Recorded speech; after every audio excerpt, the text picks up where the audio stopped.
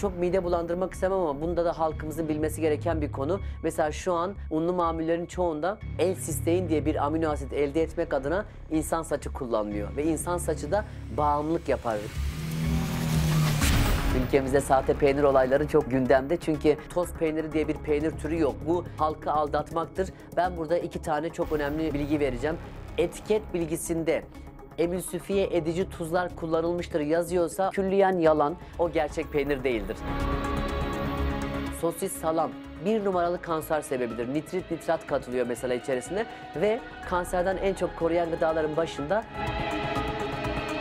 Yine bakın yapay et oyunlarının içerisinde kimler var? Bill Gates var, Microsoft'un kurucusu. Elon Musk var. Covid dönemlerinde isimlerini daha çok duymaya başladık. Ben bugün gelip size bir bina dikilirken nelere dikkat edilmesi diye söyleşi yapsaydım ne mantıksız ya, diyetisyen niye bunları anlatıyor derdiniz. Bir mühendis niye yapay et öneriyor acaba diye bence halkımızın sorgulaması gerekiyor. Kilolu bireyler genelde insülin fazlalığı olan bireylerdir. İnsülin seviyesinin düşmesi lazım. Bununla alakalı da yapılabilecek en güzel şey bir aralıklı oruç uygulamak. İki, bu hamburgerlerin bir özelliği var. Bu hamburgerler dana eti ya da tavuk ya da kuzudan değil, bu hamburgerler böcek ve kurttan yapılma hamburgerler. Airfry konusunda da benim şüphelerim var. Yaptığım araştırmalarda şunlara karşılaştım.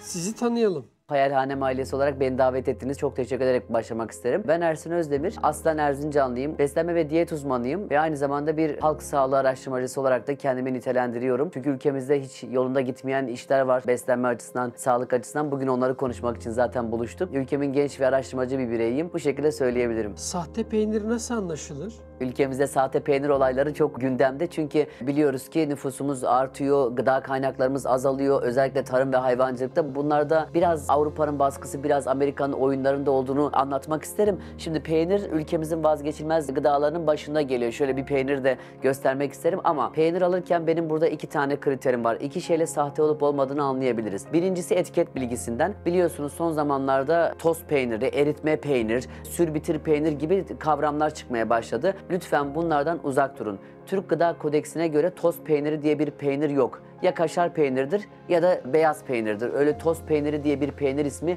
yok. Maalesef ki endüstri firmaları insanlara daha ucuz kaynakları peynirmiş gibi yedirmek için toz peyniri oyunlarına başlıyorlar. Peynir alırken özellikle sürbitir peynir, üçgen peynir ve toz peynirlerinden bahsediyorum. Etiketlerinde emülsifiye edici tuzlar kullanılmıştır yazıyorsa o sahte peynirdir. Emülsifiye edici tuzlar ibaresi peynir kalıntılarının peynir fabrikalarında farklı katkı maddeleri, aroma vericileri, farklı kimyasallar katılarak biraz da peynirin mahsulü katılarak yapılan kimyasal bileşikler. Birinci yöntemimiz bu. İkinci yöntemimiz de peynir aldığınız yerden emin değilsek bu tarif çok önemli. Derin bir kaba peynirinizi yerleştireceksiniz. Şu kalıp bir peynir olabilir. Üstüne mümkünse doğal elma sirkesi, ev yapımı. Elma sirkeniz yoksa üzüm de olur. Peynirin boyutunu geçecek kadar sirke koyacaksınız. 5 dakika içerisinde peyniriniz pare pare parçalanıyorsa, peynirin suyun üzerine gökkuşağı, sanki yağmur yağmış da gökkuşağı renkleri asfalta yapışmış gibi, yansımış gibi renkler çıkıyorsa, peynir cıvıklaşıyorsa, hemen dağılıyorsa o peynir sahtedir. Peynirinizin suyunun renginin ciddi anlamda değişmemesi lazım. Peynirinizin 3-5 dakika içerisinde hızlı bir şekilde dağılmaması lazım. Eğer bu belirtiler varsa peyniriniz sahtedir. Bu anlamda da ayırabiliriz. Gıdanın bağımlılık yapması ne demektir? Hangi gıdalar bağımlılık yapar? Çok mide bulandırmak istemem ama bunda da halkımızın bilmesi gereken bir konu. Mesela şu an unlu mamullerin çoğunda, kepek, beyaz hiç fark etmez. Unlu mamullerin çoğunda L-sistein diye bir amino asit elde etmek adına insan saçı kullanılıyor. Ve insan saçı da bağımlılık yapar. Yine bağımlılık reseptörlerini uyarır. Bazı süt ve süt ürünleri de, özellikle merdiven altı yapılan süt ve süt ürünleri de bağımlılık özelliklerini gösterir. Bazen şöyle danışanlar duymuşuzdur. Benim her şeyimi kes ama peynirimi kesme. Ben peynirsiz yapamam gibi. O da yine bağımlılık reseptörlerini uyarabiliyor. Bir de sözüm ona gazlı içecekler. Bunlar da çok sıkıntılı gıdalar. Bunların içerisine özellikle bağımlılık yapıcı maddeler katılır ve özellikle de karmin ismini verdiğimiz böcek ve kurtçuktan elde edilen bazı kalıntılar katılır. Bunlar da bağımlılık yapar. Çay kahve tüketimi hangi oranda olmalıdır? Biz insanoğlu olarak günlük kafein ihtiyacımız maksimum 300 miligram. Bir fincan Türk kahvesinde ortalama 60-70 miligram kafein var. Bir su bardağı kadar filtre kahvede ortalama 200 miligram kafein var. Yani ben neredeyse bir filtre kahve ile hakkımı doldurmuş oluyorum. Bir su bardağı kadar çayda da ortalama 50 miligram kafein var. Yeşil çayda da var, beyaz çayda da var. Yine 50-40 arasında ve 300 miligramı geçmememiz gerekiyor. Maalesef ki artık gençler özellikle torba torba büyük boy kahveler, bir de isimleri yazılıyor. Onu bir sempati falan uyandırıyorlar. Bu kadar çok kahve tüketimi bağırsak sağlığını ciddi anlamda irrite ediyor, itici geliyor. Aynı zamanda kafein direnci oluşturuyor. Aynı kişi ertesi gün ya da ertesi hafta daha fazla kahveyle ancak ayılabilecek seviyeye geliyor ve beyin reseptörlerini bozuyor. Düzgün miktarda ve düzgün saatlerde içilirse çok faydalı. Filtre ve Türk kahvesinden bahsediyorum yalnız. Şekerler değil. O şekerleri, aromaları yok, white chocolate mocha yok, macchiato, içine karamel şurup ekledim. Bunlar çok zararlı. Bunlardan uzak duracak gençler burada dinlesinler lütfen. Çay kahveyi yemeklerle beraber içmeyeceğiz. Yemeklerle beraber siyah çay ya da kahve içilmesi demir ve B12'yi bağlıyor. Kişilerde demir ve B12 eksikliğine sebebiyet veriyor. Aynı zamanda ben şu an dinlenme modundayım. Yemek yemiyorum. Benim midemde şu an fokur fokur asit beklemiyor. Ben yemek yedikçe, çiğnedikçe mide asidi oluşuyor. Yemekle beraber siyah çay ve kahve içilmesi mide asidini de bloke ediyor. Sindirim sorunları, kronik hastalıklara, yatkınlığa kadar sebebiyet veriyor. Bir de kafein kan dolaşımında 8 saate yakın kalıyor. O yüzden ben akşam 8'de kahve içersem gece 4'e kadar o kafein kan dolaşımında kalmaya devam ediyor. Uyku kaçırıyor, REM uykusuna girmemizi engelliyor. Sabah 9'dan önce kahve içilmesi mümkünse çay az miktarda içilebilir. Sabah 9'dan önce çay kahve içilmeyebilir. 9'dan sonra içilmeye başlanabilir. Yemeklerle beraber çay kahve içilmeyecek. Öğlen 4'ten sonra kahve içilmeyecek ya da 3 de denebilir oraya. 4-3 arası maksimum. O 8 saati hesaba katarak akşam siyah çay abartılmayacak, kahve hiç içilmeyecek. Akşam bitki çayları içilebilir afiyetle. Zayıflamak istiyorum. Ne yapmalıyım? Kilolu bireyler genelde hiperinsülin yani insülin fazlalığı olan bireylerdir. İnsülin seviyesinin düşmesi lazım. Bununla alakalı da yapılabilecek en güzel şey bir aralıklı oruç uygulamak. 2. Düşük karbonhidratlı beslenmek. Yani toplum şu an gerçekten çok yüksek karbonhidratlı besleniyor ve pankreasımızı çok zorlamamak lazım bu anlamda. Aralıklı oruç yapılacak. Mutlaka düşük karbonhidratlı beslenecek. Yemekler iyi çiğnenecek. Biz yemek yemeye başladıktan 20 dakika sonra salgılanıyor tokluk hormonları ve en önemli kural akşam erken kesilecek. Güneş batmadan yemek olayı bitmiş olacak. Ertesi gün kahvaltıya kadar hiçbir şey yenmeyecek. Su içilebilir, kalorisiz içecekler içilebilir. Çünkü kilo verme gece uykuda, zifiri karanlıkta, sindirim tamamlandıktan sonra ve hidroliz olayıyla olur. Demek ki benim gece tıka basa yememem lazım. Uyku saatime dikkat etmem lazım. Artı hidroliz olayıyla. Hidro zaten su demek. Demek ki yeteri kadar da su içmem lazım. Çünkü gece yağları parçalayıp havaya karıştırmıyoruz. Yağlar kana karışıyor. Trigliserit olabiliyor, kolesterol olabiliyor. Yağları kana karıştırıp yakıp da küçültüp de kana karıştıran şey de sudur. O yüzden yeteri kadar su da içmemiz lazım.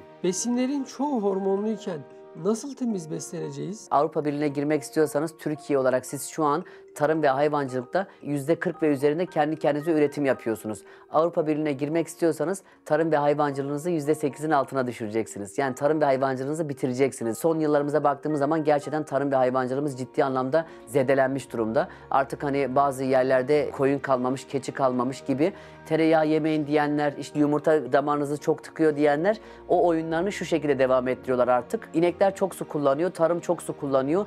İnekleri azaltmalıyız, tarımı azaltmalıyız ve bakın İsviçre'de hamburger satışları ama bu hamburgerlerin bir özelliği var. Bu hamburgerler dana eti ya da tavuk ya da kuzudan değil, bu hamburgerler böcek ve kurttan yapılma hamburgerler. Insect olarak yazıyor zaten. Belli belli de fiyatları var. Türkiye'de yok mu bu tarz olaylar? Var tabii ki. Eve alınan salamlar, sosisler, hindi fümeler hep bu kalıntılardan içeriyor. Türkiye'de 40'tan fazla firma yapay et ve yapay yumurta için patent başvurusu yaptı. Bakın bu da belgesi, haberi. Hiçbir yapaydan insan bedenine fayda gelmez. Yine bakın yapay et oyunlarının içerisinde kimler var? Bill Gates var, Microsoft'un kurucusu. Elon Musk var. Covid dönemlerinde isimlerini daha çok duymaya başladık. Ben bugün gelip size bir bina dikilirken nelere dikkat edilmesi diye söyleşi yapsaydım ne mantıksız ya, diyetisyen niye bunları anlatıyor derdiniz. Bir mühendis niye yapay et öneriyor acaba diye bence halkımızın sorgulaması gerekiyor. Alkol ve sigaranın vücuda etkileri nelerdir? ispatlanmış en büyük kanser sebebi sigara. Ve sigara bütün kanser türlerinin %91'iyle etkileşimli. Akciğer kanserini tek başına %90'dan fazla arttırıyor mesela. Burada sigarayı biraz konuşmak isterim. Sigara, hepimiz ne biliyoruz? Nikotin, nikotin, nikotin sanıyoruz. Sigara sadece nikotin değildir. Sigara içerisinde polonyum ve uranyum ismini verdiğimiz 2 tane radyoaktif madde var. Ve bunlar radyoaktif. Çok ciddi anlamda insan bedenine zarar verebiliyor. Aynı zamanda sigara içerisinde kadmiyum ismini verdiğimiz bir ağır metal var. Kadmiyum ne yapıyor? Kadmiyum vücutta çinkoyu bağlıyor. Bizim kendi çinko depolarımızı boşaltıyor. Çinko deposu boşaldığı zaman ne oluyor? Erkenden hastalanıyoruz, sık sık enfeksiyon geçiriyoruz, iştahımız kapanıyor. Sigara içen bireylere bakın, genelde iştahları kapalıdır. Sigarayı bıraktırdığı an hemen iştahları açılır mesela. Sigara bu anlamda zararların benim için başında geliyor. Alkol başlı başına çok zaten sıkıntılı bir konu. Hani dedik ya, hangi gıdalar bağımlılık yapıyor? İşte gluten dedik, hamur işi dedik, peynir dedik. Alkol de bağımlılık yapıyor, sigara da bağımlılık yapıyor. Çünkü sigaradaki nikotin de kan beyin bariyerini geçiyor, bağımlılık yapıyor. O yüzden insanlar bırakamıyor. Alkol de bağımlılık yapıyor, kan beyin bariyerini geçiyor. Bütün gün içtiğimiz suyun %70'ini beyin kullanıyor. Ve aşırı alkol de beyne girdiği zaman beyni susuz bırakıyor, beyindeki suyu azaltıyor ve baş ağrısı oluyor. Alkol aynı zamanda şekerdir. Özellikle rakı grupları inanılmaz şekilde şekerdir. Tadı acı olabilir ama vücudumuzda çok ciddi anlamda şekeri yükseltir. Tadının acı olmasına aldanmayın. Hem bedene hem ruha hem de bütün sisteme çok ciddi anlamda zararı var.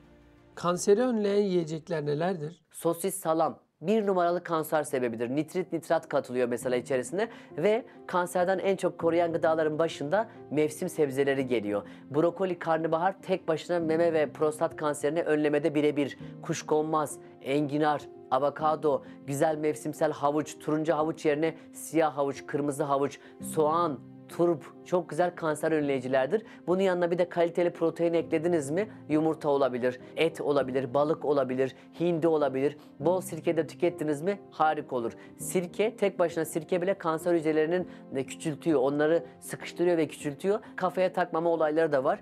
Daha çok kafaya takanlar, daha çok içine atanlar daha çok kanser oluyor. Onlara da dikkat etmeleri lazım. Airfryer kullanımını öneriyor musunuz? Ben önermiyorum çünkü bu ülkede fritözler de bir ara çok popülerdi. Fritözler kaç evi Alzheimer hastası, Parkinson hastası, demans hastası yaptı. Mikrodalgalar da çok popülerdi. Hala da popülerliği azalsa da devam ediyor. Kansersiniz, onkoloğa gidiyorsunuz. Onkoloğun sorduğu ilk sorulardan bir tanesi ne biliyor musun? Evinde mikrodalga varsa lütfen çıkar. Mikrodalga ne diyor? Ben kanser hastasına zarar vereyim, kanser olmayana zarar vermeyeyim mi demiyor. Mikrodalganın böyle bir aklı yok. O yüzden de Airfryer konusunda da benim şüphelerim var. Yaptığım araştırmalarda şunlara karşılaştım. Birinci olarak gıdalara iyonize radyasyon yayıyor. Yani gıdalardaki antioksidanları, elektronları koparıyor ve radyasyon yayıyor. İkinci olarak gıdalardaki HDL kolesterolü yani bizim için temel ve hayırlı kolesterolü patlatıyor. Bu anlamda aldıysanız da ya da kullanıyorsanız da birkaç tane tavsiyem var. 170 derecenin üzerinde hiçbir şey pişirmemeye çalışın. Çünkü 170 derecenin üzerinde akremilant yani kanserojen maddeler logaritmik olarak artıyor. 2 artı 2 4 olmuyor. 2 artı 2 16 olmaya başlıyor. İkincisi her pişireceğiniz şeye mutlaka soğan, dereotu, maydanoz kullanın. Çünkü soğan özellikle airfryer'in o zararlı etkilerini azaltıyor. Çelik hazneli alın. İçi paslanmaz çelik olarak alın. Cam haznelileri almaya çalışın ve günlük temizliğine dikkat edin. Yani bir şey pişirip de yağlı bırakmayın. Siz bıraktıkça o iç dünyasında yağlar yapışmaya ve sıkıntılı maddeler üretmeye devam ediyor. Bu da alanlar ve kullananlara minik bir tavsiyem. Ben kullanmıyorum, almadım da. Tost ve eritme peyniri hakkındaki düşünceleriniz nelerdir? Birinci olarak Türk Gıda Kodeksine göre tost peyniri diye bir peynir türü yok. Bu halkı aldatmaktır. Ben burada 2 tane çok önemli bilgi vereceğim. Etiket bilgisinde emülsifiye edici tuzlar kullanılmıştır yazıyorsa o gerçek peynir değildir. Peynir üretilirken kalan artıklar, kalan kalıntılar belli kimyasallarla buluşturulur ve karşınıza tost peyniri diye çıkartılır.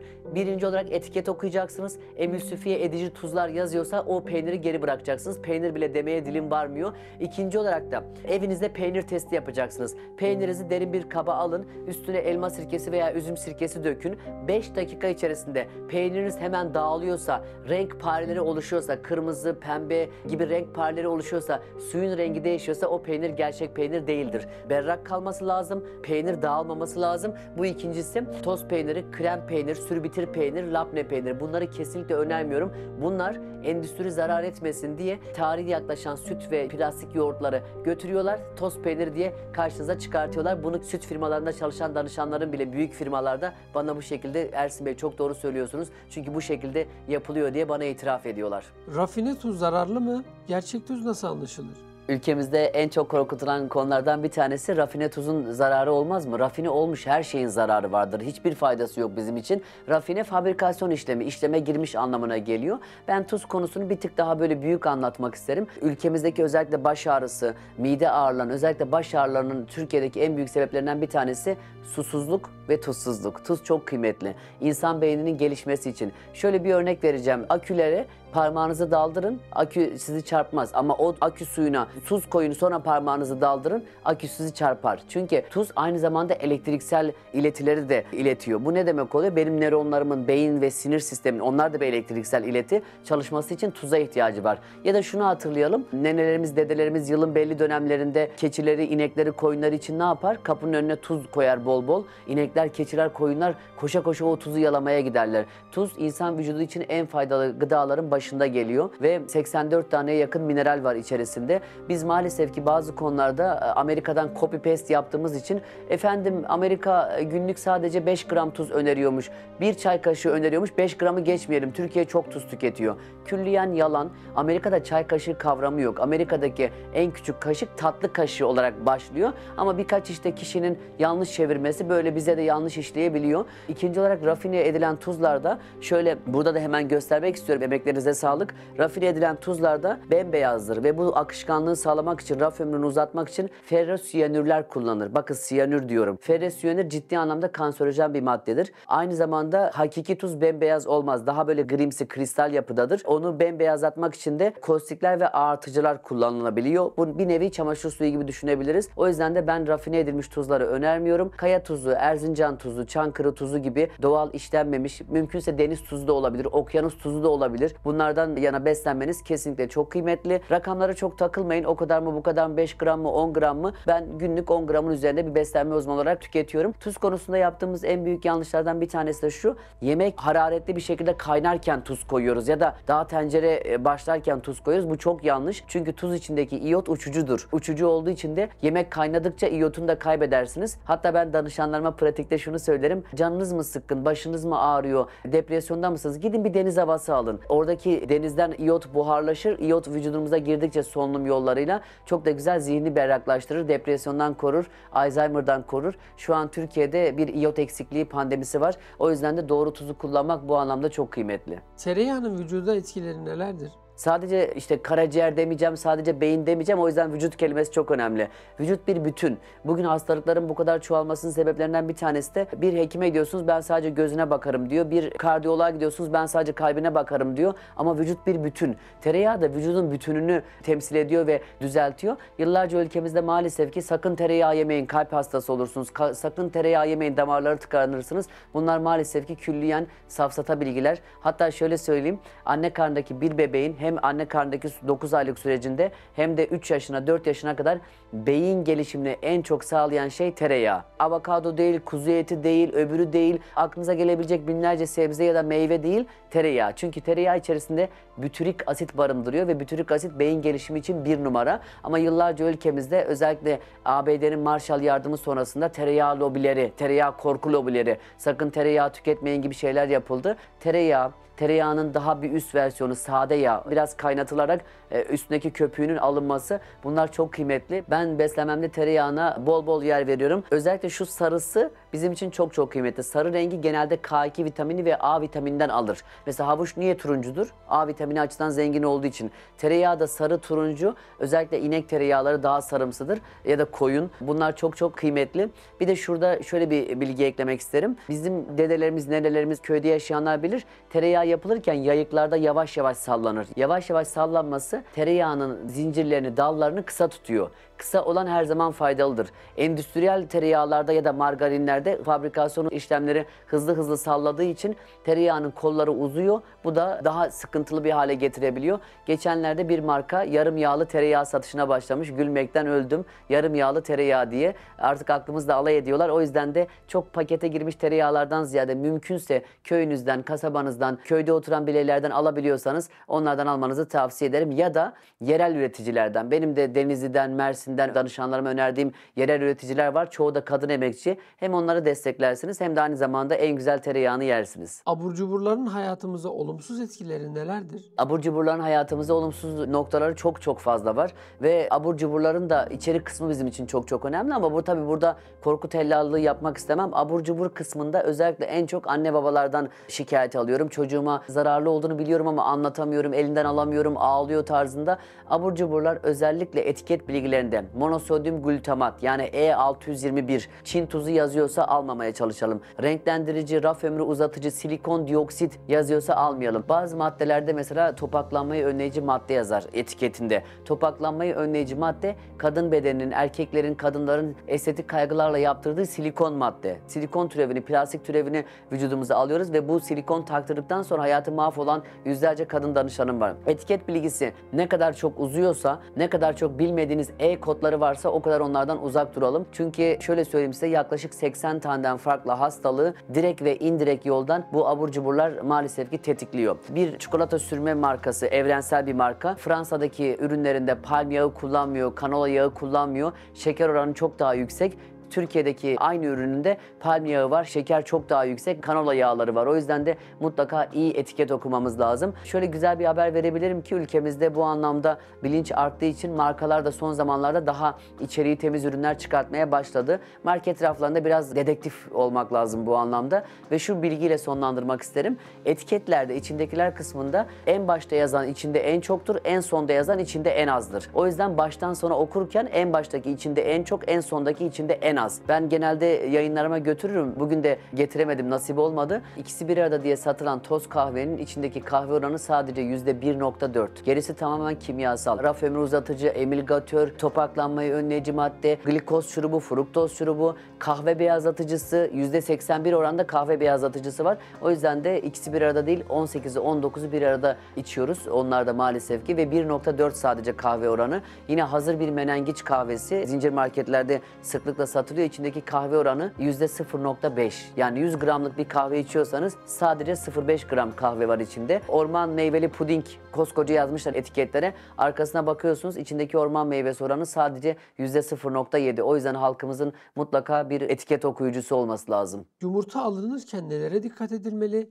Yumurtanın üzerindeki rakamların anlamı nedir? Yumurta alırken birkaç tane kriterimiz var. En büyük kriterimiz üzerindeki numaralar. TR'den önceki numaraya bakacağız. Yani en başta yazan numaraya. TR plakası Türkiye'de üretildiği anlamına geliyor. Başta 0, 1, 2, 3 hatta bazen 4 gibi rakamlar olur. 0 organik yumurta, 1 gezen tavuk yumurtası gibi. Bu rakam arttıkça yumurtanın kalitesi maalesef düşüyor. Mesela bu elimdeki yumurta 3 numaralı bir yumurta. 3 numaralı yumurta da endüstriyel fabrikasyon tavuklarının yumurtaları ve maalesef ki bu tavuklar bir eziyet sisteminde işlem görüyorlar. Bu yumurtaları eğer maddiyat gücümüz yetiyorsa ya da civar marketlerde 0'ı 1'i bulabiliyorsak 0,1'i almamızı tavsiye ederim. Diyelim ki 3 numara kullanıyorsunuz. Gidip de bir asitli içecek içmektense 3 numaralı yumurta yemek her zaman daha iyidir. Ama içinizde rahat olmuyor. Ne yapacaksınız? Burada yumurtanızı kıracaksınız bir kaseye. İçerisine 1 çay kaşığı kadar elma sirkesi. Çünkü biliyorsunuz Tayvan bizden aldığı yumurtaları rapor etti. Geri gönderdi Türkiye'ye. İçinde dedi kanserojen nitrofuran maddesi var.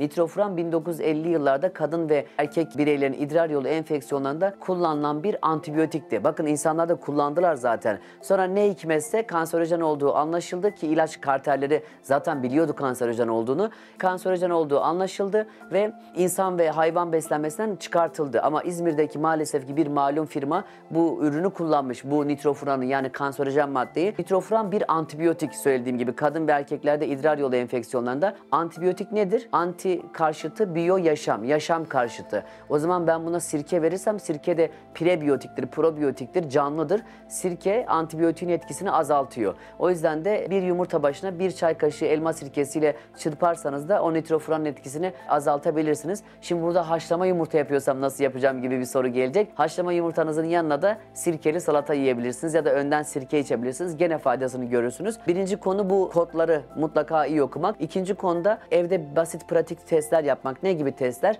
Yumurtanızı aldınız. Şöyle büyük su dolu bir kaba koyun. Yumurtanızın en dibe batması lazım. Eğer batıyorsa taze yumurtadır. Havada asılı kalıyorsa su içerisinde ya da en yüzeye çıkıyorsa o yumurta bayatlamıştır. Bazı yumurtaları da kırdığımız zaman sarısının yanında böyle beyaz beyaz tabakalar, sanki yağmur damlası gibi. Bunlar kalazadır. Kalaza faydalı bir şeydir. Yani bunlardan endişe etmeyin. Yumurtamızın olabildiğince kayısı kıvamında pişirmeye gayret edelim. Yumurtamızın olabildiğince sarısının daha canlı renkte olması lazım. Bulanık sarı yerine ya da sönük sarı yerine ve yumurta içerisinde az pişirilirse ya da çok cıvık kalırsa da avidin biyotini bağlıyor. Avidin de bir protein, biyotin de B7 vitamini. O yüzden özellikle saç sağlığı için B7 vitaminden için yumurta yiyorsanız da çok çiğ tüketmeyin. Bazen biliyorsunuz popüler oluyor. Çiğ yumurtaları falan yutuyorlar. O da zararlı. Yumurta çiğye yakın olursa biz yumurtadaki proteinin sadece %50'sini emebiliyoruz. Pişme oranı arttıkça %100'ünü emebiliyoruz. %90, %100 aralığına geliyor ama bu pişmede 5 dakikayı geçmeyecek.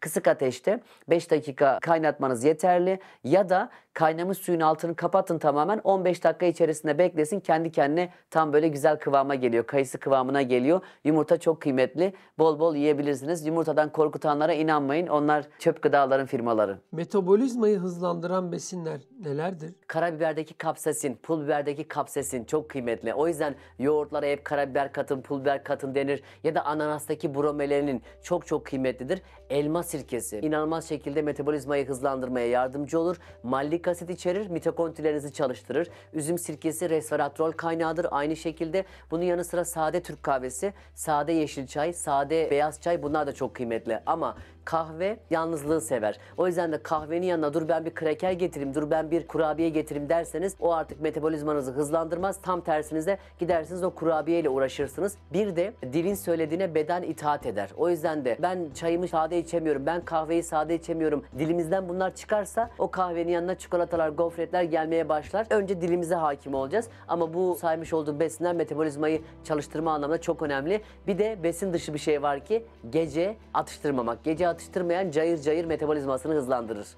Gün içerisinde kendini yorgun hisseden biri hangi besinleri tüketmelidir? Magnezyum eksikliği, D vitamini eksikliği, B vitaminleri B1'den B12'ye kadar, demir, iyot, bu eksiklikler de yorgunluk yapar. Ama ben vitaminlerime baktırdım, hekimimle konuştum, bir sıkıntım da yok, hala yorgun hissediyorum diyorsanız burada söyleyeceğim gıdalar bu anlamda çok kıymetli. Birinci olarak kolinden zengin yumurta. Mutlaka protein alımınızı arttırmanız lazım. Yorgunluk varsa proteini yetersiz alıyorsunuzdur. Kilo başına 1 gram, 60 kiloysam 60 gram günlük protein almam lazım. Sporcuysanız daha yukarı çıkmanız lazım. Kilo başına 1,5 gram veya 2 gram gibi protein almanız lazım. Yine odaklanmanızı arttıracak, dişlik sağlayacak ıhlamur olabilir, yeşil çay olabilir, sade Türk kahvesi olabilir, içebilirsiniz. Ve mümkünse eğer maddiyatımız da el veriyorsa kemik suyu, kuyruk yağı, avokado, kuşkonmaz. Bunlar da bitkinliğin gitmesinde ve yorgunluğa atlatılmasında çok öne çıkan gıdalar ve bunları da biraz sirkeyle süslerseniz, çörek otu, keten tohumu, chia tohumu gibi baharatlar eklerseniz hem bağırsaklarınıza bayram ettirirsiniz hem de yorgunlukla birebir mücadele ediyorlar. Vitamin takviyesi almak doğru mudur? Çok fazla gıda takviye firmaları çıkmaya başladı ve ben minik bir araştırma yaptım Yeni Zelanda kaynaklı. Covid döneminde gıda takviye firmalarının kar marjı %4000 artmış. %4000. Hangi sektör %4000 kazanıyor? İnsanlar işsiz kaldı, güçsüz kaldı, psikolojileri bozuldu. Her gıda takviyesini kesinlikle önermiyorum. Kafaya göre almanızı kesinlikle önermiyorum. Kan tahlillerinize bakılacak. Hekimin önerisiyle, sağlık profesörünüzün önerisiyle alınabilir. Ben Ersin Özdemir olarak neler kullanıyorum? Kış aylarında mutlaka D vitamini kullanıyorum. Magnezyum düzenli kullanıyorum. Omega 3 balık yağı düzenli kullanıyorum. Diğer değerlerim iyi olduğu için kullanmıyorum. Bir de Tıpkı gıdalardaki etiket okuduğumuz gibi gıda takviye markalarında da etiket okuyacağız. Bazen görüyorum silikon dioksit var, titanyum dioksit var, renklendirici var, aroma verici var. Ben ne anladım o vitaminden? O yüzden de etiketle mutlaka okuyun. Temiz içerikli olanları almanızı tavsiye ediyorum. Ama kafaya göre vitamin kullanılmasını önermiyorum. Kesinlikle tüketmemiz gereken besinler nelerdir? Kuzu eti mümkünse, kuyruk yağı çok şifadır. Kelle paça çorbası çok kıymetli bir gıdaların başında yer alıyor. İkinci sıraya ben kesinlikle yumurtayı koyarım. Çünkü yumurtayı biz tüketmesek bir canlı olacaktı. Canlının yaratılması için içinde her şeyi barındırıyor. O yüzden de yumurta mutlaka benim için ikinci sırayı alır. Kasım ayında, Aralık ayında danışanım alışverişe gidiyor. Domates almış, salatalık almış. Yahu Kasım, Aralık ayında domates, salatalık olur mu? Olsa da kızarır mı? Domatese o kırmızı rengini veren güneş ışınlarıdır. O yüzden de mevsimsel beslenmeyi de biraz unutmuş durumdayız. Mevsimsel beslenmeyi çok önemsiyorum. Kış ayında brokoli, karnabahar, turp, soğanlar, havuçlar yenecek. Kök sebzeler, yeraltı sebzeleri turp yiyen turp gibi olur. Gerçekten de böyle. Benim vazgeçilmezlerim bunlar. Et ve et ürünleri, yumurta, kuyruk yağı gibi iç yağlar. Mutlaka yıllarca insanlar korkutuldu bu tarz şeylerden. Mevsiminde sebzeler, mevsiminde meyveler, pakete girmemiş, endüstrileşmemiş bu tarz gıdaları tüketmemiz bize çok fayda sağlayacaktır. Zaten artık sokaktan geçen her insan beyaz unun, margarinin, çubuk krakerin zararlı olduğunu artık biliyor. Şeker hastaları ilaca mahkum mudur? Doğal yollarla şeker düşürülebilir mi?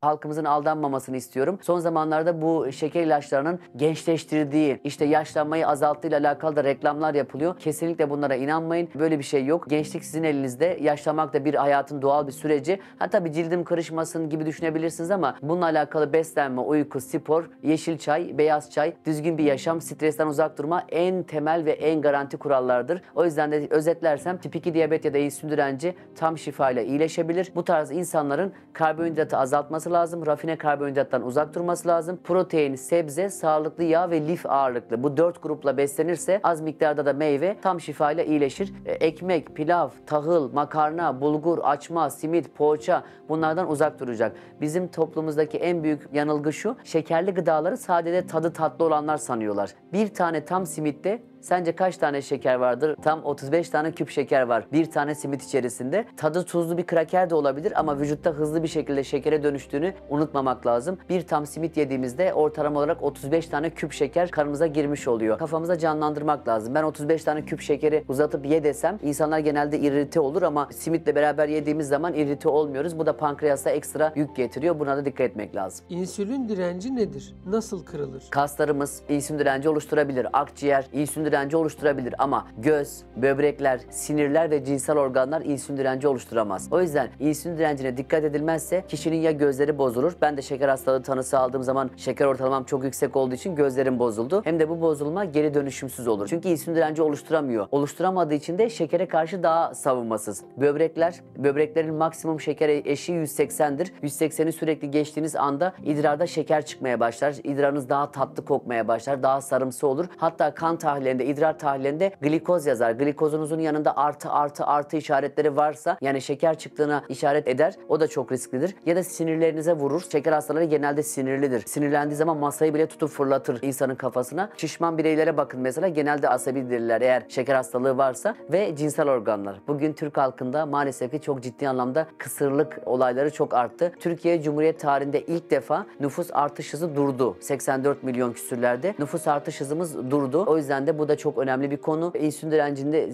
cinsel organlara vurduğu zaman da kısırlık problemleri artıyor. Bu genelde de toplum nazarında kadın bireyleri yükleniyor ama sadece kadın bireyler değil, erkek bireylerde de sperm kalitesini ciddi anlamda azaltıyor. Aralıklı orucu tavsiye eder misiniz? Aralıklı orucu ben önemsiyorum ve tabii ki şartı uyan insanlara ben öneriyorum. Hayat tarzı şartı uyan insanlara. Çünkü gereğinden çok fazla yemek yer hale geldik. Bunun en büyük etkenlerinden bir tanesi de kendi meslektaşlarımda bir ara popüler olan 6 öğün beslenme, 7 öğün beslenme, 8 öğün beslenme. Kişi kahvaltı yaparken bir sonraki ara öğünü düşünür hale geliyor. Bu yanlış bir şey ve mide bağırsaklarımızı, özellikle pankreasımızı biraz sakinleştirmemiz gerekiyor. Biraz müsaade etmemiz gerekiyor. O anlamda ben aralıklı orucu öneriyorum ama yanlış aralıklı oruçlar da çok yaygın. Biz aralıklı orucu güneşe uyarlamamız lazım. Güneşle birlikte sindirim enzimlerimiz de coştuğu için, daha iyi olduğu için bazen öğreniyorum. Ben gündüz öğlen 3'e 4'e kadar hiçbir şey yemiyorum. 4'ten sonra yemeye başlıyorum. 4'te yiyor. Bir de ikinci öğünü gece 11'de 12'de yiyor. Bu çok yanlış. Aralıklı oruç da mümkün olduğu kadar güneşin olduğu saatlerde, yani 9'dan sonra başlarsınız. Sabah 9'dan sonra örnek veriyorum. Öğlen güneş batmadan 5'te 6'da kapatırsınız. Bu şekildeki aralıklı oruç en büyük faydayı sağlar. Midemizin 1/3'ünü yemeğe ayırmak doğru mudur? Çok doğru. Peygamber Efendimizin de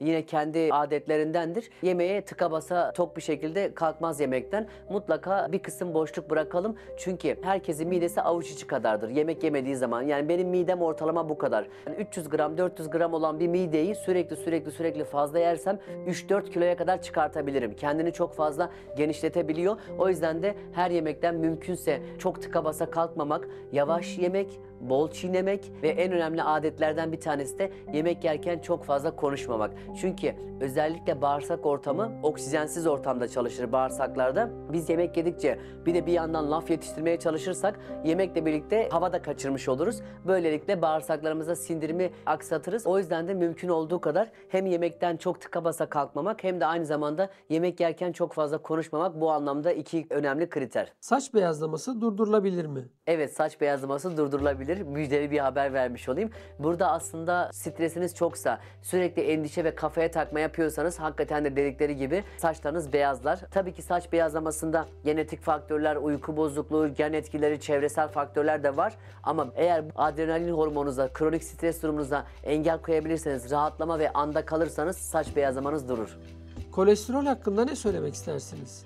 Ben şöyle özetlemek isterim. Kolesterol olmazsa biz şu çekimi ve röportajı bile yapamayız. Kolesterol aslında o kadar faydalı bir şey bizim için. Ben kolesterolün birkaç tane gerekli olduğu yerleri söyleyeyim. Kararı siz verin. Bakın, mesela yaz aylarına geliyoruz. D vitamini sentezleyeceğiz. Güneşe çıkacağız. Güneş ışınları geldi. Yazın güneşleniyorum. D vitamini neyden sentezleniyor? Kolesterolden.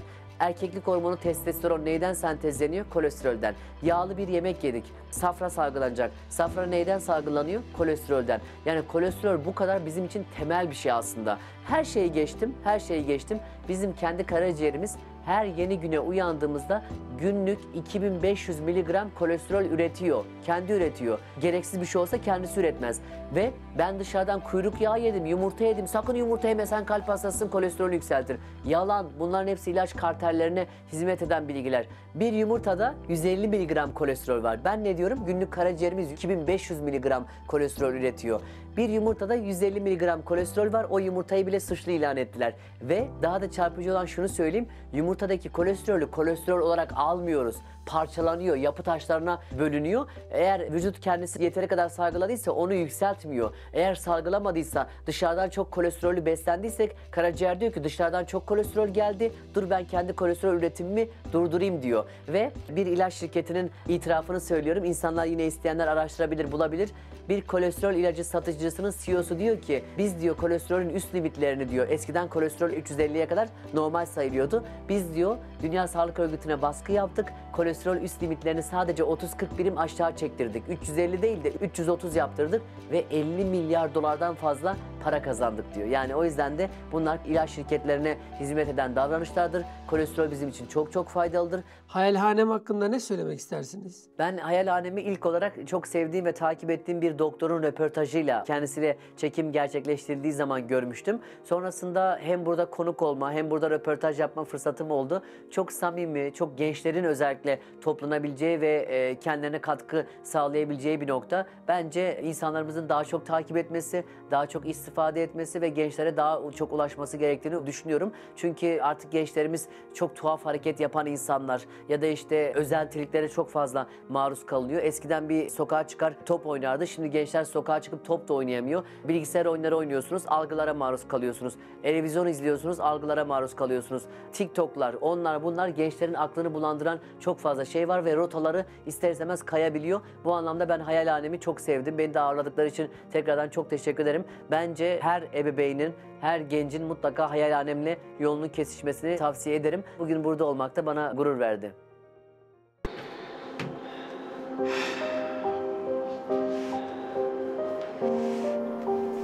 Olmazsa olmaz zannettiğiniz dükkanların içinde öleceksiniz.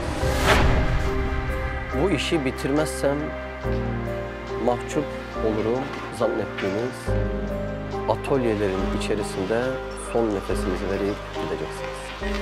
Gençliğinde gidecek. Aldığın tatlar da gidecek. Heyecanın da gidecek. Tek tek gideceksin.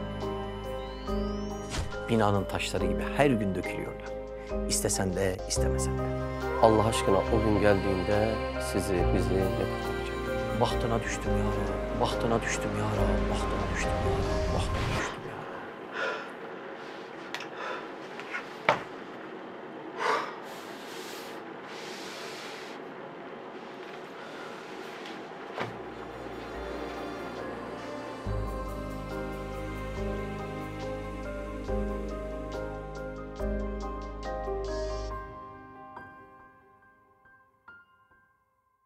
Siz de Hayalhanem'in yurt içi ve yurt dışı projelerine destek olmak için buradaki linke tıklayarak online bağışta bulunabilir veya aşağıdaki iletişim numaralarından bizlere ulaşabilirsiniz.